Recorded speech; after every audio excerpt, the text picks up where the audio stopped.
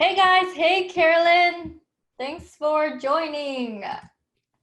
So today is a pretty cool day. I get to talk and hang out with co-founder of Penji. Is that how you pronounce it? Penji? But you guys, I want to bring Johnathan on because he has a really unique story to tell, and I saw that his company went from 0 to 200 subscribers in 6 months, and I want to dive into asking him questions about all the things involving like how to increase your subscribers, how to scale with your subscribers.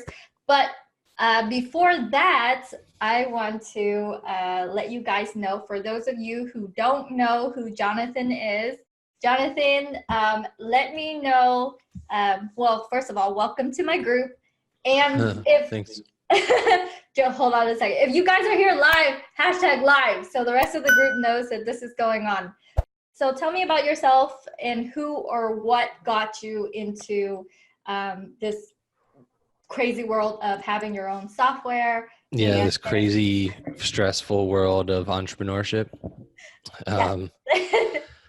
Well, I've only had one job in my entire life, and that was when I worked with Apple. And I ended up leaving my job at Apple because I just was disappointed, frustrated. I wanted to do more in my life, and what I was doing at the time just wasn't fulfilling. And so, not really understanding anything about markets, not understanding anything about business or really life. I was young. I'm still relatively young. I'm 30 now, but I was around 23 when I quit my job. And so then, you had your job for 1 year, 22 to 23? No, I had it for, so I was like one of the youngest people to ever get, at least I think one of the youngest people to get hired at Apple. I was like 18 years old. Oh my God. So I just turned 18, and then I went in, and then I worked there for about 5 years or so. So I'm 22, 23. Okay, got it. And then I just had a series of things where I would, so anyways, to make a long story short, I had a bunch of, I had a web design business, I had a marketing business, and none of them necessarily, they all failed. It's really exciting what he's gonna share with us today, because his average subscriber, if you can imagine, one subscriber, they pay $360 something a month.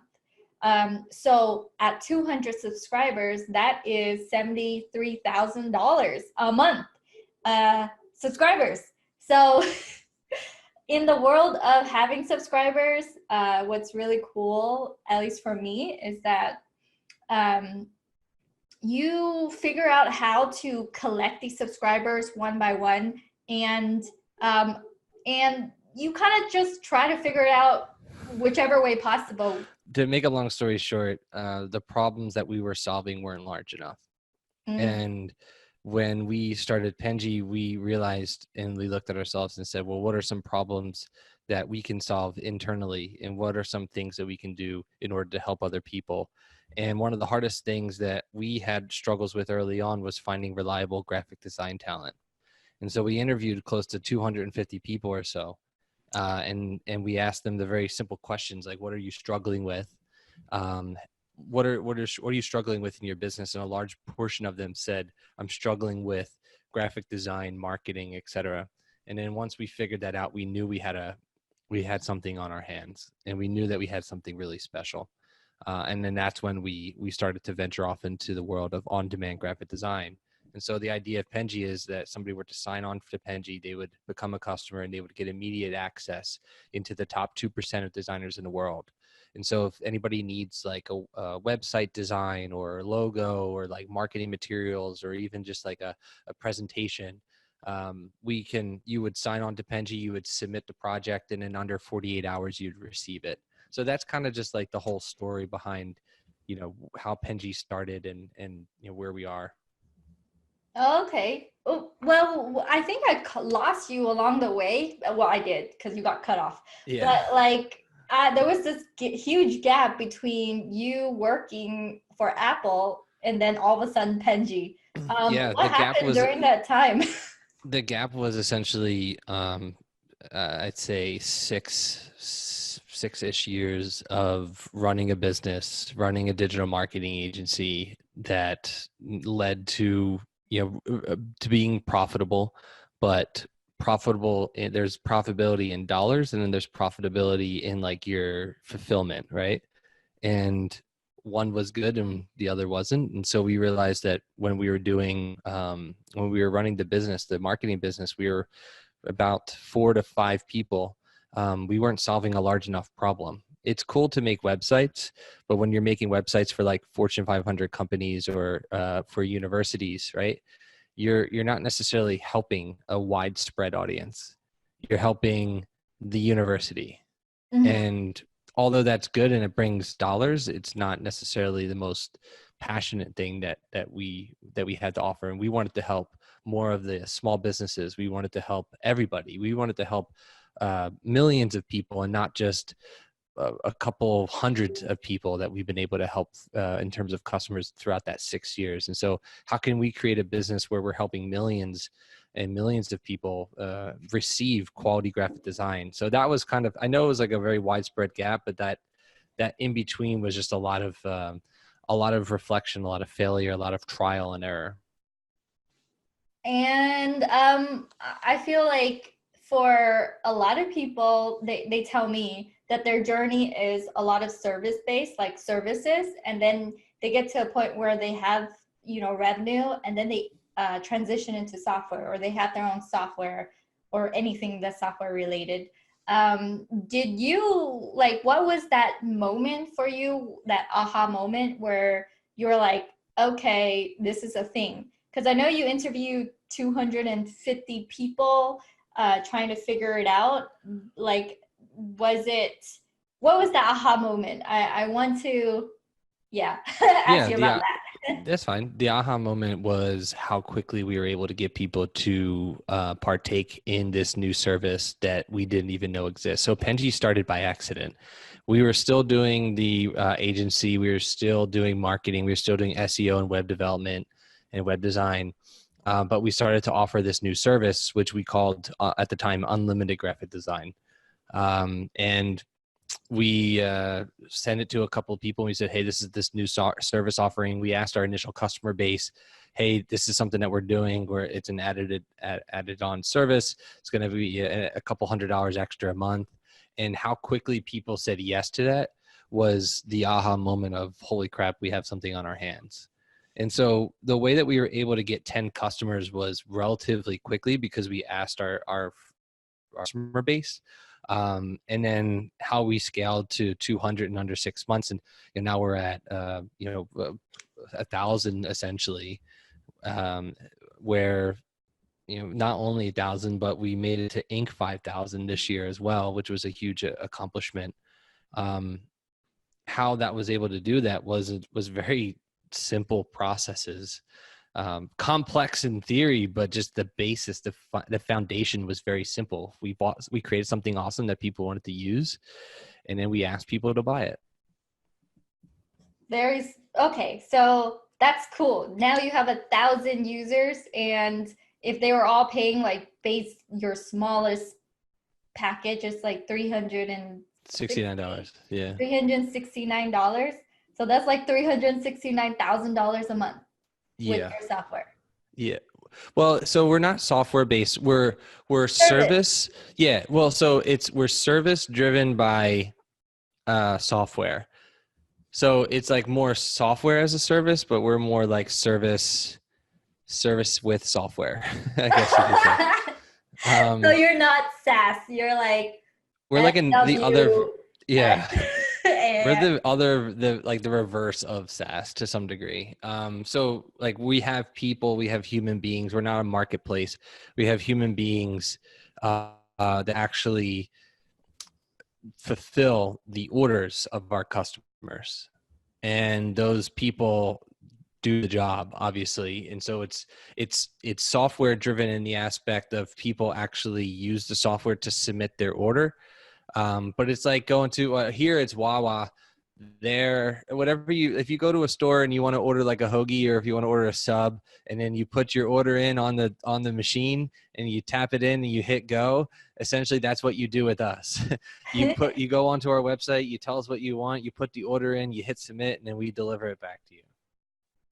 Yeah. So yeah, that's really cool. It's starting to make me think how other types of needs on the market can adopt that kind of business methodology, because I know for now a lot of Facebook groups are blowing up and exploding, and having someone kind of like full-time manage the Facebook group, that can cost several thousand, or just someone full-time.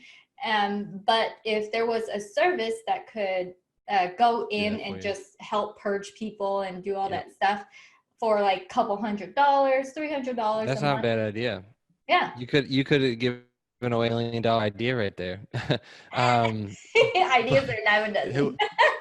That is very true. I'm glad that you said that. But I would say the industry that we're in is relatively new. It's called productized services. So it's taking services and kind of productizing them, meaning that you just buy it on the internet.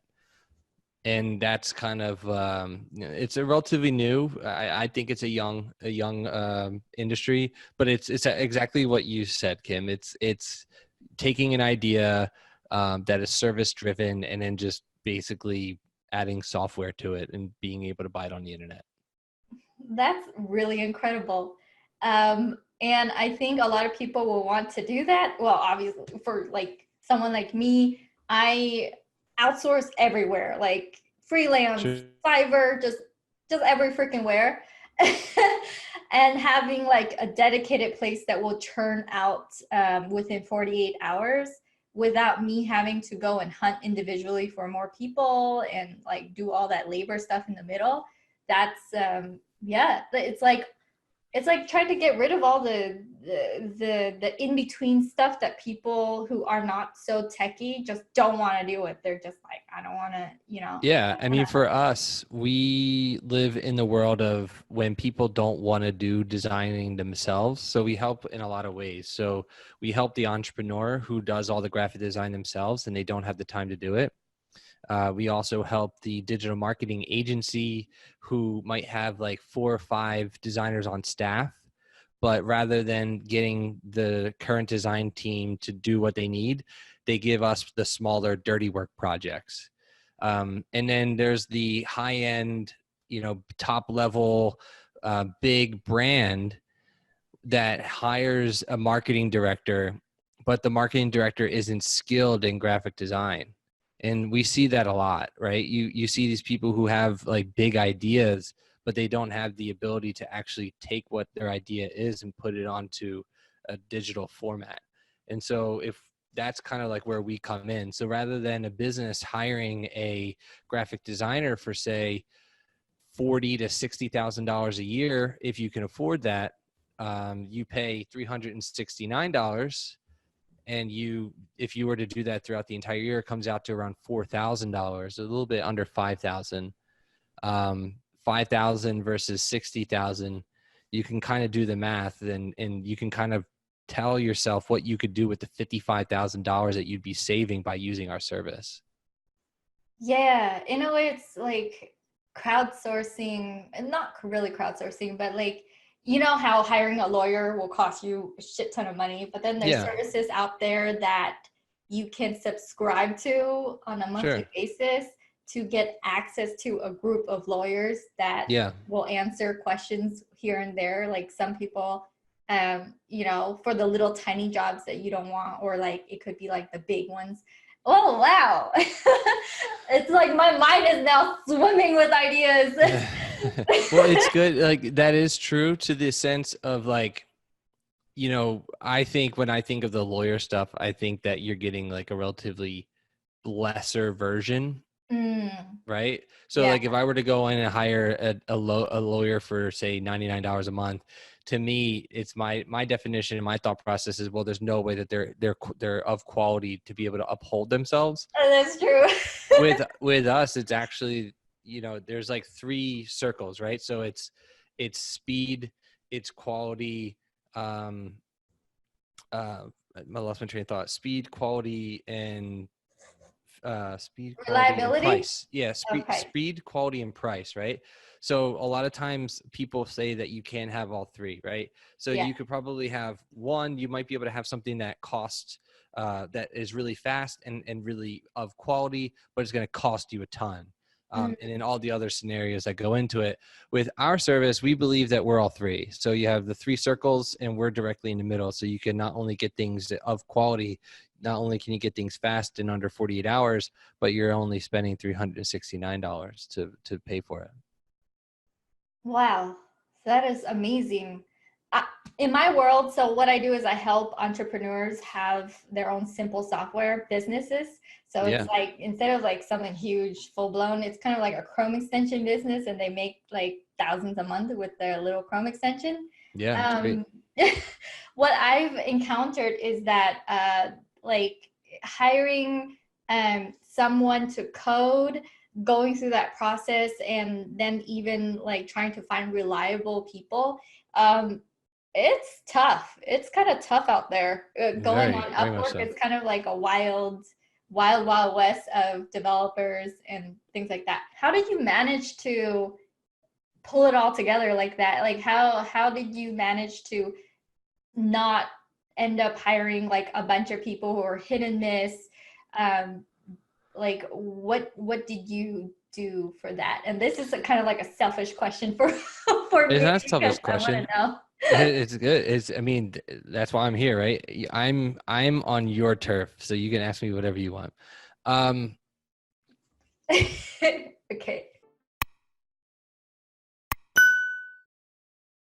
So our hiring process is very, very simple in the idea of we treat them like humans.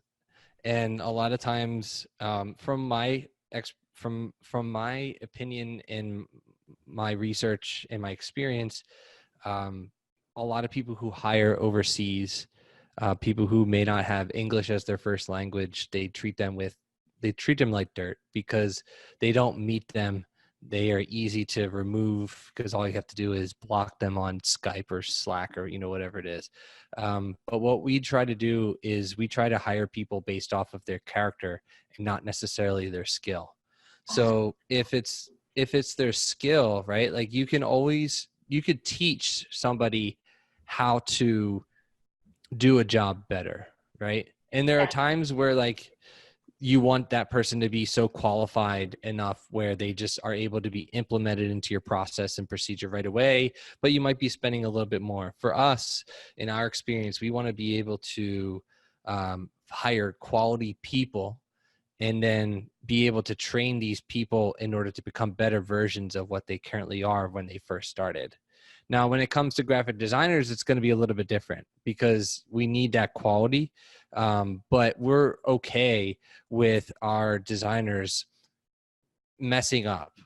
We're okay with that because at the end of the day, as long as they're communicating well, as long as they're able to fix the issue that is, and they're reading the processes and procedures that are given to them, then they'll turn into really good employees and they'll believe in our vision.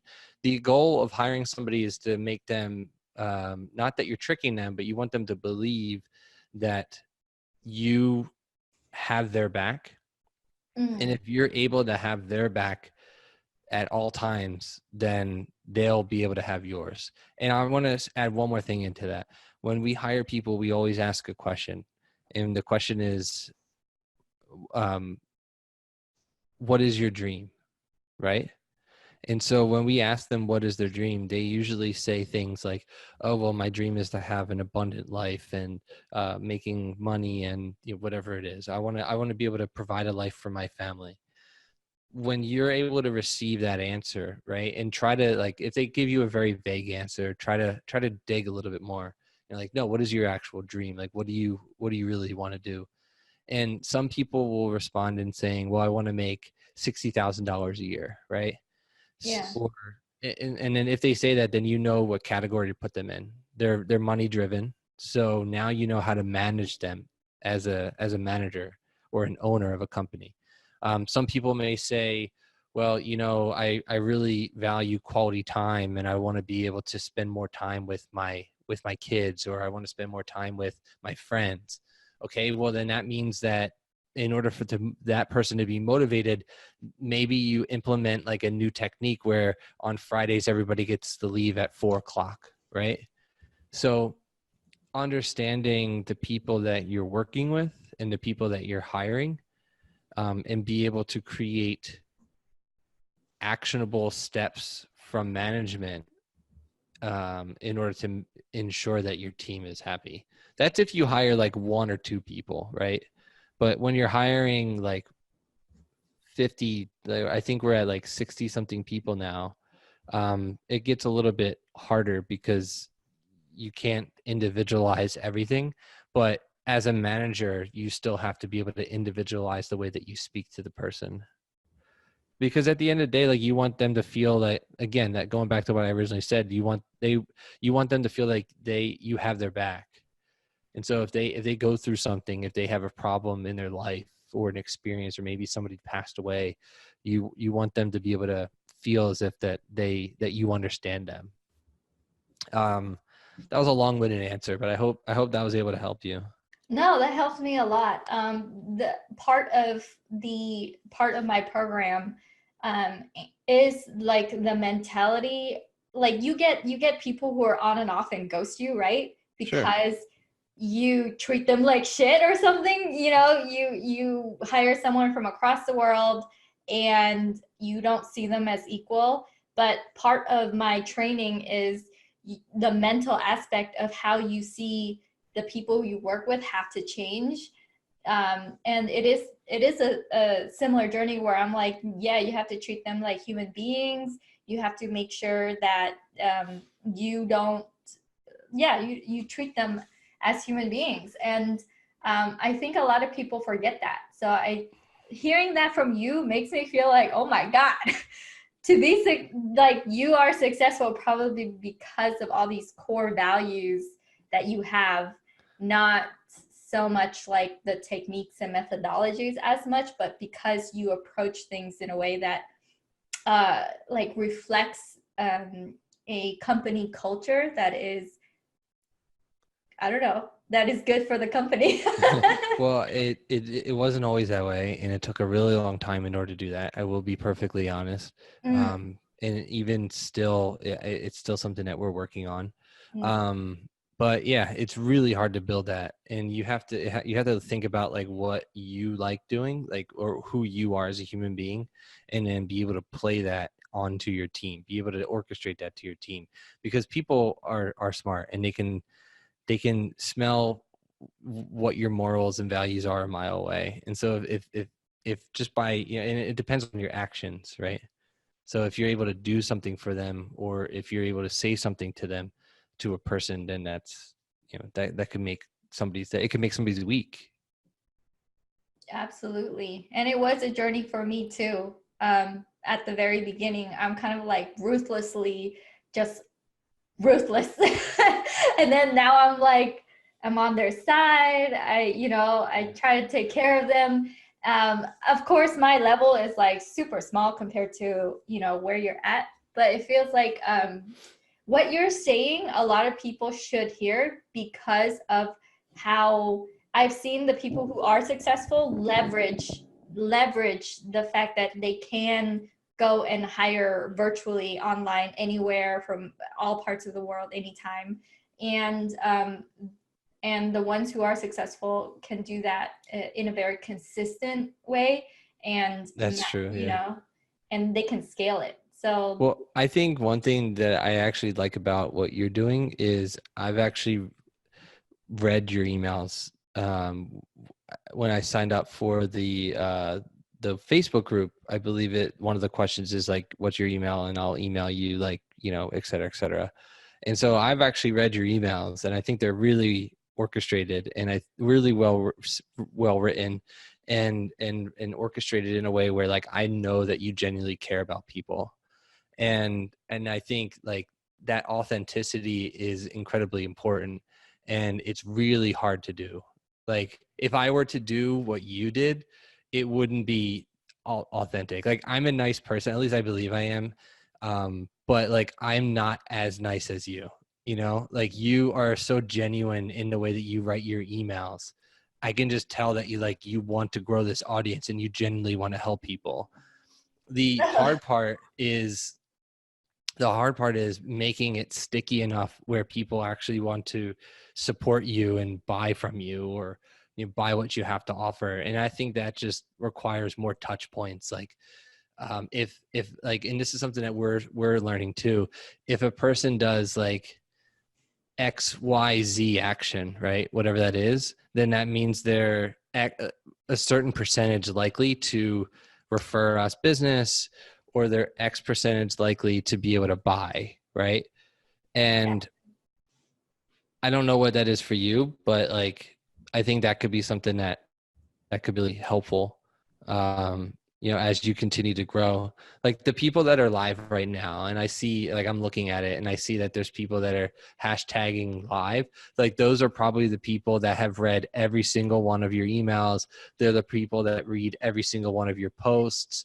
They like all of your pictures. So now like the hard part is leveraging that and then asking those people that are your fans in order to introduce you, like your mission, to at least one of their friends on like a weekly or monthly basis. That's Oh, the hard part. I don't really do that. I don't ask for people to reach out on my behalf. I mean, I can improve so much, but Well, this conversation isn't like a whole conversation and less about like a critique of like, this is more of like a rhetorical conversation, less of a critique of like what you're doing. yeah. The people that are listening to this, if you have fans, if you have advocates for your company, why not ask them directly and say, can you introduce me to somebody that could buy my services or partake in my class or my program or whatever it may be? Those people, if they're the ones that are buying it and they got value, then they probably know other people that are similar to them that can use this service, or whatever it may be.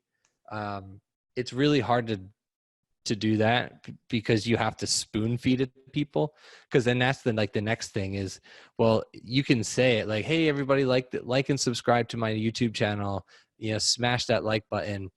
But if you make it easier for them, like I'm never going to smash that like button on YouTube unless there's like some type of like alert like on my YouTube feed, or like on the video, or maybe a pop-up, or give me an incentive to do that, then maybe I might do it. But outside of that, I'm probably not going to like or subscribe to your YouTube channel just because you say it. I need to be invested. Yeah, these call to actions. You just given me another light bulb moment where the call to action is asking for the reference. And I don't think a lot of people do that really. They just say, hey, buy my stuff if you like it, if you've been following me, if you resonate with what I say. But I think it's like a step further to say, hey, if you know someone who can benefit from this, then connect me with them or send Or them just my like send way. them over to your channel, or send them over to like your website and then say subscribe to my newsletter. Because like then if they subscribe to your newsletter, then they're more likely to be able to go through the same channels the same way that I did with you. Like if you're able to just say one word, it's like if you really like this content, you really like this interview, and you got a lot of value from you talking to me or me talking to you, share this with a friend, tag a friend, send them to my website, tell them to sign up for the newsletter. I'm going to give you 5 emails, and if you read it and you like it, then maybe we can continue the conversation. You could become a customer. But then if they don't read those 5 emails, then they're going to drop off themselves. They're not going to buy anything from you anyways. But what happens if like one of those 10 people read every single line of every single one of your emails, and then now they become a fan the same way that the person that introduced them became a fan? That's great. That's great. I think it's a big benefit for my audience to be reminded of that. In the back of our mind, we know we have to do these things, and I feel like these the reason why I have these interviews is also to be a constant reminder to do the things that we feel like we know we should be doing. Kind of like going to church, or like kind of going and repeating yourself every day what you should do. Yeah, this is church. This is absolutely church. I couldn't agree more with you. Yeah, you're 100% right. This is church. This is how people understand. This is how people listen. Yeah. And guys, if you are here live, I want to say thanks for joining us, and hashtag live and smash the heart button. Now that you kind of reminded me, I'm going to tell that. If you guys know anyone who would benefit from this conversation, tag them in the comments as well. Hey, Troy. Hey, Joshua. Thanks for joining us. Hey, Tyler. Hey, Khalil. So Heather's a perfect example, actually. I'm seeing Heather made a comment on your post. She said she does. Kim is the best. Like, you got a whole bunch of advocates right here. This is awesome, and I'm incredibly grateful for each and every one of you guys and girls that you're listening. So we're excited to be live on Facebook at 9:30. Well, actually, it's only 6:30 at your end, so 9:30 my time. Yeah, it's super late for you. Hey, Steve, thanks for joining. So you said something earlier. I want to backtrack to. You said that the process to go from 0 to 200 subscribers was, you said, complex in methodology but simple in concept, or was it complex in concept, simple in methodology? It was. If I were to tell you how we did it, it's simple, but the actual execution behind it took a ton of trial and error. We used cold email technique. We used LinkedIn outreach. We used in the very beginning, we actually did cold call, which didn't work, but that I wouldn't even recommend writing that down. But we did cold email, we did LinkedIn outreach, we did advertisements, and we did content marketing.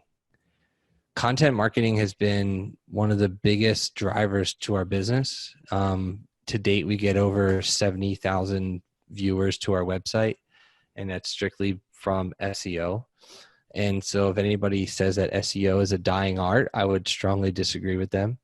SEO is an incredible resource, and the more content, the better. The advertising piece was, if people go to our website and people watch our videos on YouTube, because we do live videos too, then we would retarget them in order to get them to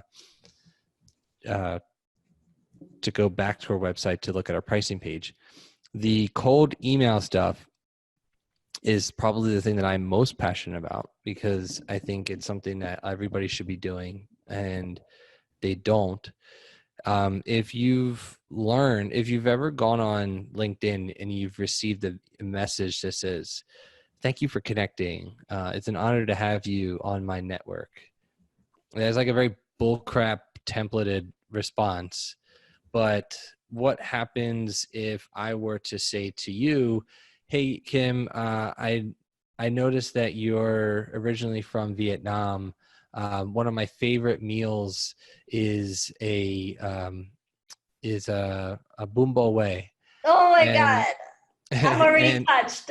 Yeah, right. Exactly. My favorite meal is bún bò Huế, and I remember eating it on the streets of Saigon when an old woman decided to make it for us directly on the street. Like, that's something that resonates with you, right? Yes. And you immediately are like, "Oh man, that's awesome. That email is very specific, or that message is very specific to you." And so that level of like research requires probably 30 seconds to a minute, maybe a little bit more. But the level of trust that you now gain from that person, you become extremely, I wouldn't say tight, but you have a little bit more empathy towards that cold outreach, because this person actually understands you. They want to earn your business. And so you would most likely reciprocate by giving them a phone call or a meeting, or, whatever else it is that, that means in order for you to buy. But I mean, that alone is so powerful. That cold outreach custom line is game changing. Wow. You know what this makes me think of? This makes me think of all the people who tell me, hey Kim, what do I do to have passive income online? And in my head, I'm like, get your own Chrome extension or, this and this, all these steps. But like, and then their response would be, and guys, I'm not talking about you right now. I love you guys. But some of them are like, oh, wow, that's a lot of work. Do I have to do that? Do I have to do that? But here you are saying like, I'm really passionate about this particular way of outreach because I can connect with people better. And it's like, with that mentality, all the technical stuff, all the hard work, that goes into it, it is flipped around. It's not seen as hard work. It's seen as more like this effortless, this kind of flow to eventually reach them and connect with them. And I think that's also a very important reminder when you sit there and you're like, oh, I have to write this email, or like, oh, I have to do this. It's more like, hey, I'm doing this so I can really break through all the bullshit that's out there for them. They probably get spammed like 100 times a day. And here I am delivering something that's a little bit more genuine and can form that connection. People will always complain about wanting more money, right? But the people who are investing in the time in order to do that are the people who are making the comments. The people who are all talk are primarily the people who will reach out to you and say, well, oh, that's too much work, right? The people who think that this is too much work to make passive income from a Chrome extension, or the people who think that it's hard work in order to grow a business from 0 to 2.6 million in under 3 years. It's a lot of hard work, but if and it's okay to not want that, you can live your life and do what you do, but just know that when next time you complain about money, not having enough to pay your mortgage or be able to go out and spend money lavishly on expensive things, then just know that that's your own fault. You have all the tools that you and I have, right? Like, you created your Chrome extension, you created this Facebook family the hard way of grunt work, and they can do it too, but they just choose not to. They'd rather watch it than do it. And so, it's all about yin and yang, I guess. There's always those two sides. It depends on what one you are. To us, we're the doers, right? To everybody else, they may not be, and it's okay. There's a place for them, just may not be here. I love your answer. It's whenever you answer my questions, I feel like it's very soothing plus diplomatic all at once, and I'm like, yes. I'll remember that. I'll record that, and I'll send it to my girlfriend, and I'll say, listen, some people actually believe that I'm soothing and diplomatic, unlike you when you don't take when you don't put toilet paper in on the toilet roll, or when you don't take out the trash or clean the dishes. Oh, Jesus. Oh, man, no. Hey, guys. Hey, Tyler. SEO is alive and well for those in the know. And Travis says, sending over 10,000 emails a week over here. Cold email works. SEO works. It all works if you put in the work. Amen, 10,000 Travis. 10,000 emails for Travis, I think, is incredibly awesome. So kudos to you. And I would actually love to be able to hear how you're able to not hit spam, because like when you hit a certain number of emails that you send on a daily basis, you hit the level of destroying your domain name, and then you hit the level of increasing spam. And I've read about every article almost on the internet to be able to decrease the chances of spam. And so it was Travis, right? Travis, if you have some techniques that I'm not aware of, I would absolutely love to hear your strategies. Yeah, Travis, let us know your strategies. Are you hitting a bunch of spam? Are you emailing from one domain? Are you emailing from like 10 So different that's how I domains? know. That's how I know that this person's a very serious emailer because I mean the short answer is we have multiple domains. So, but hey, message me and I'd love to hear what you have to say. Yeah, Travis is a badass. He's in my Chrome extension community too. Nice. And while people are like, oh, I'm launching my first one or I have my second one, Travis is like, I launched 4 last week or 4 last month and did That's like awesome. $80,000. And I'm like, oh my gosh. Like, That's great. Travis' level of execution is pretty like intense. That's awesome. Good for him. Oh, he says he could tell you. Oh, you made your own software, like email? You have your own, I don't know. Oh, well, let us know in the comments, Travis. That's Yeah. really Yeah. interesting. Feel free, Travis. Please slide into the DMs. I'd love to hear what you have to say. Yeah, Travis is really cool. Oh, okay. So what, oh my gosh, the time just passed by so fast. I'm like on my second question that I wrote down. So okay, I still want to ask you a few questions about like how could you give us or the audience some tactical tips and tricks? You said cold email works, try cold email, SEO, content marketing works. And did you do anything different? You said it's really simple. The idea is simple, but it's a lot of work.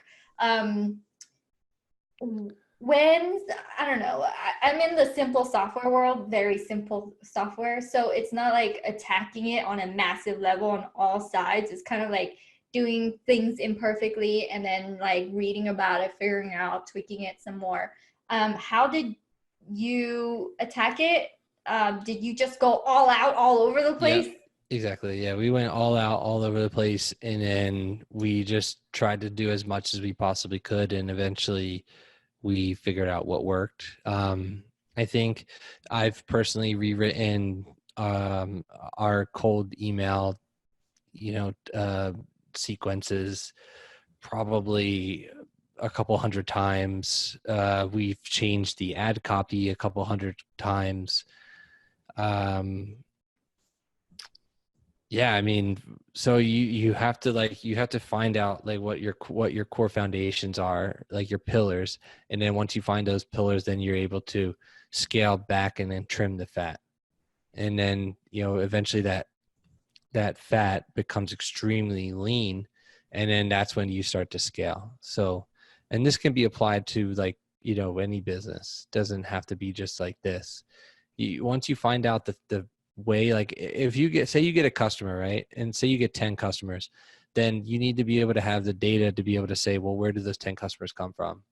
And then once you find out where those 10 customers or 20 or 30, 50, 100 customers, then you start to realize, okay, well, they came from Google Ads. Then increase your Google ad spend by 1,000. Or they came from email. Okay, we'll hire somebody else and send more emails. Whatever the answer is to your question, that's what you invest your time in. And that's exactly what we did. We looked at our data. We have really good data points. And when we looked at the data, we just assessed, okay, well, people are coming from this channel. All right, great. Let's do it.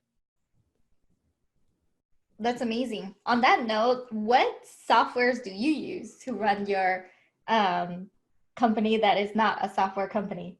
Yeah. So we use Google Drive. We use reply.io. We use Intercom. We use snove.io, which is a good one. That's a one that not a lot of people know about. snov.io. We use Zoom. We use Zendesk. We use Simplecast to host all of our podcasts. Trello. I'm just kind of like looking at my computer screen and telling you what I'm using. I think that's it. I use Notes pretty well, and I also have, I don't have it in front of me, but we also use, I have like a handwritten thing and a handwritten to-do list. And I love the fact that I'm able to handwrite it versus, you know, using technology to do it. Awesome. Yeah, I heard intercom is in, I mean, I thought intercom is kind of like customer service. Isn't that like a Intercom competitor is to a Zendesk? and I do apologize for eating. I'm just really, really hungry. No, go ahead. So intercom is essentially chatbot. So when you go on a website and somebody needs has a question, then they just go on the website and use it. Ooh. Hmm. Oh my gosh. You've given me a lot to think about on how to actually be successful. Like you're You like also obsessed level, you know? no Obsessed level. I feel Well, not I have in a good way. I definitely have OCD, so that's definitely. Okay. I mean, not actually have OCD, but I do believe I do. No. Self-diagnosed OCD. Self-diagnosed OCD. Hey, Mark. Mark Stern joined. Hey, Travis. Travis says he loves some Snove.io. Got that 3 times over at apps on AppSumo. Nice. Yeah, Travis is, yeah, he So do develops we. software. So cool. Okay. Thank you for that list. I do use some of it, but definitely not, yeah, I don't know Simplecast or Snove.io, but gonna go look into all this stuff after A lot this. of people are really disappointed by my answers to that because they think that we use some complex thing and we like try to keep it as clean as possible. Yeah, but for me, I'm not disappointed. It's more like, wow, you can run, you know, 1,000 subscribers on these tools. Yeah, totally. That's hopeful. That's like awesome. Yeah. Mm-hmm. Oh man. Do you invest in your own education like throughout Not your as often journey? as I want. Ah. Definitely not as often as I would hope for. I don't have a good excuse for it. I just need to make more time. Oh, so like what I mean by that is coaches or courses and things like that, or is it like a lot self-taught, Googling, YouTubing? I don't mean any disrespect to coaches, but I don't believe in it. That could be because I'm stubborn. But I just trial and error. Numbers don't lie. So if you're able to run a numbers driven company, then it'll be easier to change. That makes But sense. like when you're getting people, like when you're getting opinions from all these different people, like I sat the other day, we sat next to one of the biggest investors on the East Coast, and that's not like a humble brag. And we don't have any investment, by the way. So we've never received an ounce of funding. We've done everything ourselves. But you know the investor sat down and said, you know, ask questions and et cetera, et cetera. And he started giving all this advice, and I realized that he's giving advice based off of the little knowledge that I gave him. Mm. You know, so to me, a coach is very similar to that. You know, how are you going to be able to really understand the business when you're not doing it every single day? Yeah, it's But true. from a technology perspective or from like an education perspective, I do read. I just wish I read more, but I don't read enough. What is enough, and what do you mean? Enough is I would like to read at least twice a week, and I don't do that. So It's I okay. don't do that at all. Okay, wow. That's a very different answer than I typically get for that question. That's really cool. I mean, you're very self-driven. I mean, like just like confident in your own decisions because it's driven by numbers. That's awesome. There you go. All right. What Hey, Eric, how do you feel about mentors? Well, he already told you he doesn't believe in I it. Yeah, I mean, I've never had a mentor. I have people who I go to occasionally, but it's more so like updates. And then those mentors, so to speak, are more friends than they are mentors. But I don't have somebody that I text on a routine basis and I call and call them my mentor. Mm. I just say like, "Hey, do you want to hang out?" And we just like talk and we're friends, but it's not like maybe I don't know. I don't consider it a mentor. Like a mentor to me is like an older person giving you sound advice and that I don't have that. Oh, incredible. Travis says, I personally have a lot of automation for my business. Do you do the same? What are you? I mean, you have to automate as much as you possibly can. Mm. Are you Um, like pro Zapier? Do you use Zapier? I mean, not on that level, but automate like we are developers too, so we get to create technology. Awesome. Hey, Hassan. Hey, Nick. Hey, Julian. Hey, guys. Thanks for joining us. Smash that heart button and tag someone who you feel like would benefit from this conversation. I feel like from our conversation so far, there are things I need to revisit. There are mindsets I need to change about how I approach things. And it, like, to me, that's so much value in these interviews, because it's not about like you do this and this and this, you know, it's not about like the thing or like the unicorn. Yeah. It's about that mental shift, and I feel like it's so healthy to have like doses of that every week. But you're like, for you, I don't know, you say you don't like mentors, and not like, but you don't use mentors, you're very data driven. That is something that I need to do more of as well. Yeah, I think, I was actually reading the comments and I saw, I don't know who it was, but somebody said something. Like if you're going to talk to somebody, right? Like why, like you have to understand what your definition of success is. Mm. And so talk to people who are better than you. And more often than not, like a coach isn't. Like if you want your definition of success, like let's just say your definition of success is 100 million, right? Mhm. Why would you talk to somebody who only made $1 million in their life?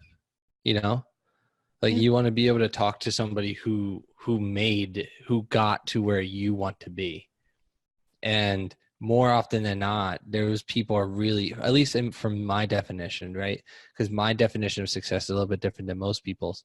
And for me, that's that I want to be able to find somebody who's been able to hit the level of caliber of what I think is successful. Some people could just say, I want to make $100,000, and then you find a coach that makes $100,000 a year. Um, to me, that's not what I want. So, and I find people accordingly. So simple as that. But I'm really grateful for this opportunity, and I'm really grateful for the audience, and I'm really grateful for you having me on your show. Yeah, no, I love it. I really like it. I really enjoyed our conversation. We are gonna wrap this up. So you said that 100 million of someone who make 100 million is like whatever.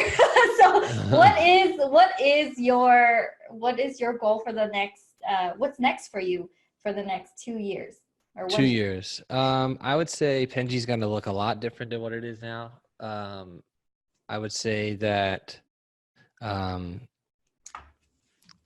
I can't really give you the answer that you're looking for, but I can say that Penji is going to, a lot of the fat that we currently have in our company is going to be trimmed. Hmm. And we're going to be more lasered focused and more specialized. And there's some other things that we're working on that I can't say, but it's all good stuff. And just know that if you want to keep track, head over to penji.co. You have my Facebook information, so you can always, friend request me, or you can send me a message, and I'll do my best to answer as quickly as I possibly can. I have no notifications on my phone, so I only check my notifications when I go into the platform. So if I don't respond to you, that's no, I'm not ignoring anybody. I just don't have notifications on my phone Why is that so cool? No because I don't notification. want anyone. I don't want to talk to anyone. I want to be able to stay hyper focused.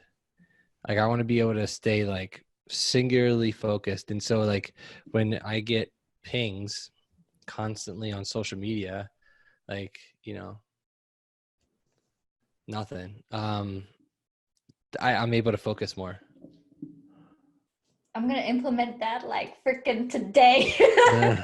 That is so awesome.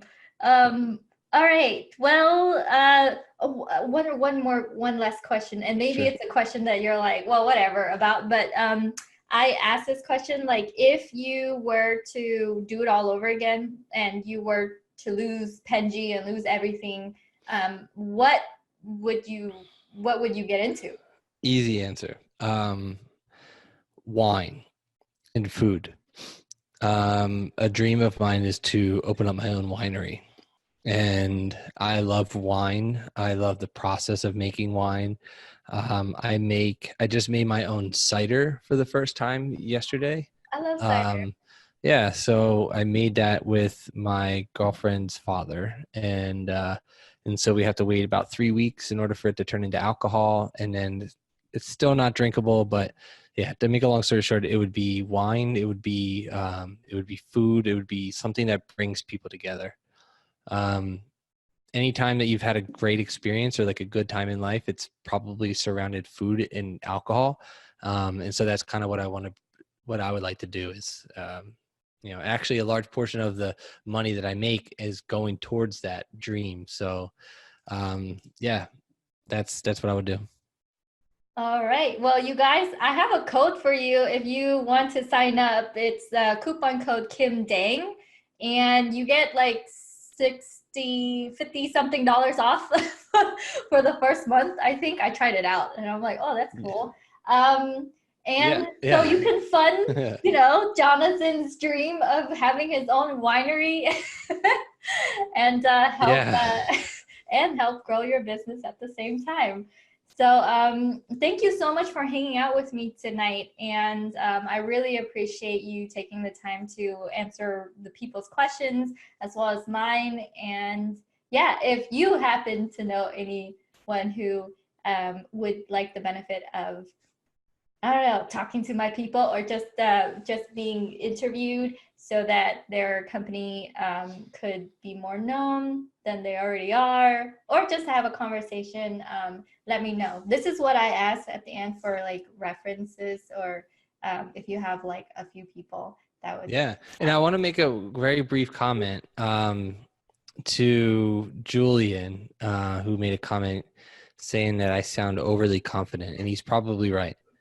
I am a very confident individual, but I also do a lot of self-reflection. And so I am the way I am because I constantly think about how to make myself a better human being. And so it can come off as arrogance. It can come off as confident. It's just, I really like to self-reflect, and every time I put myself into a situation, I think about how I can do a better job. And so, and I hope people can also, be able to self-reflect and be able to be a better servant to the people that they're talking to, or be a better servant to your customers. So, I just wanted to say that because that's not the first time that I've heard that. Oh, really? But I love what I do. I absolutely love what I do, and I wouldn't change it for the world. And again, Kim, thank you so much for your time. I really appreciate it. Oh yeah, and I also want to say I don't feel like the assholeness from you.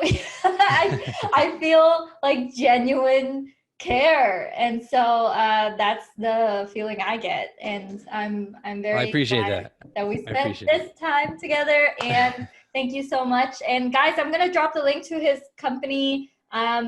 I hope this interview was super valuable to you, give you a lot of insights on how, someone at the level of success of Johnathan, operates and how he views things. And I think that's super valuable to me. And there's some tactical stuff that I'm going to start implementing just because of this interview. So thank you so much for tonight, and have a great night. Thanks, everybody. See ya. Oh yeah, if you liked that video, then you will love all the resources that I have over at kimcdang.com. That is KIMCDANG.com. There you will find all my courses, my extensions, all the offers that I have, as well as a lot of free resources if you are just getting started.